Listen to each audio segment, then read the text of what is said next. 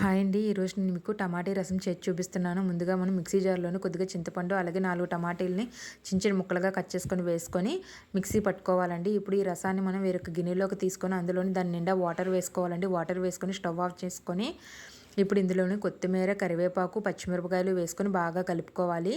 కలిపిన తర్వాత ఇందులో కొద్దిగా కారం, అలాగే ఉప్పు కూడా వేసుకొని మళ్ళీ ఒకసారి కలపాలండి. కలిపిన తర్వాత ఇందులో తగినంత కొద్దిగా మిరియాల పొడి కూడా వేసుకొని బాగా కలుపుకోవాలి. కలుపుకున్న తర్వాత బాగా మరగనివ్వాలండి. బాగా మరిగిన తర్వాత స్టవ్ ఆఫ్ చేసుకొని పక్కన అయితే పెట్టుకోవాలి. ఇప్పుడు వేరొక కళాయి తీసుకొని అందులోనే ఆయిల్ వేసుకొని అందులోని పోపు దినుసులు వేసుకోవాలండి. ఆవాలు, జీలకర్ర, ఎండుమిరపకాయలు, దంచిన వెల్లుల్లి గుడ్లు, కరివేపాకు వేసుకొని బాగా వేగనివ్వాలి. వేగిన తర్వాత స్టవ్ ఆఫ్ చేసుకొని ఇందులో ఈ రసాన్ని వేసుకోవాలండి. వేసుకొని బాగా కలుపుకోవాలి. కలుపుకొని మిగిలిన ఈ రసాన్ని అంతటిని కూడా వేరొక గిన్నె చూసారు కదా, రసం గిన్నెలో వేసుకొని కలుపుకొని మూత పెట్టుకోవాలి. మూత పెట్టుకుంటే మన టమాటా రసం అనేది రెడీ అయిపోయినట్టే. నచ్చిందా? నచ్చితే లైక్ చేయడం, అలాగే సబ్స్క్రైబ్ చేసుకోవడం మర్చిపోకండి.